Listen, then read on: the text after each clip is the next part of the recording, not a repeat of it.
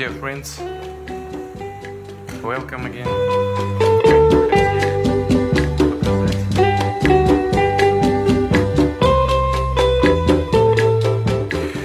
Позвольте предоставить слово президенту Республики Гана Нане Аддо Данкве Акуфо-Аддо. Co-chairs, Your Excellencies, it is an honor to be amongst you and a privilege for me to deliver these brief remarks at the Russia-Africa Summit being held in this beautiful city of Sochi. I thank the President, His Excellency Vladimir Vladimirovich Putin, and the government of the Russian Federation for the very warm hospitality accorded the Ghanaian delegation. The theme for this maiden summit is the recognition of the fact that both sides of the aisle, i.e. Russia and Africa, are agreed on what we want: peace, security, and development for our peoples.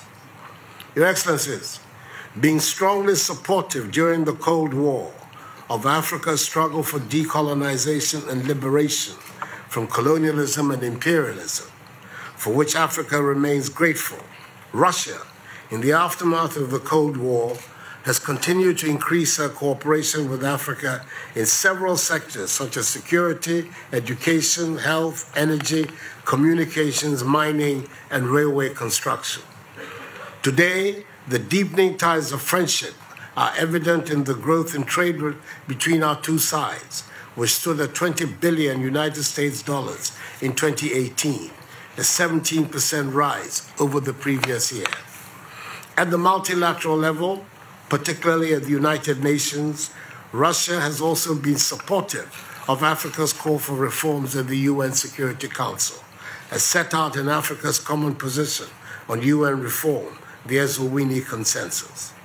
I've urged others not to ignore Africa, and I'm glad that Russia is most certainly not ignoring our continent. According to the World Bank, 6 of the world's 10 fastest growing economies this year, including Ghana's, are in Africa. The continent is rich in natural resources and in possession of 30% of the Earth's remaining mineral resources. She has a vibrant young population, and though there are still important security challenges, she's more at peace than before. The African Continental Free Trade Area, which will cover a market of 1.2 billion people with a combined GDP of some $3 trillion United States dollars across the 54 member states of the African Union, is now in force. With Ghana playing host to the Secretariat, the AfCFTA holds excellent prospects for trade relations between the continent and Russia. In all of this, we recognize that peace, security, and development walk in tandem.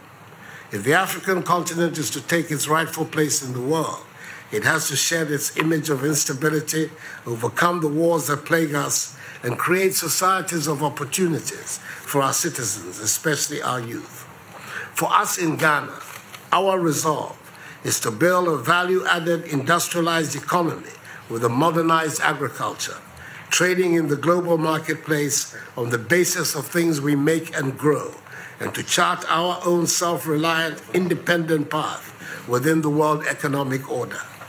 We believe that effective cooperation with Russia will help us attain this goal.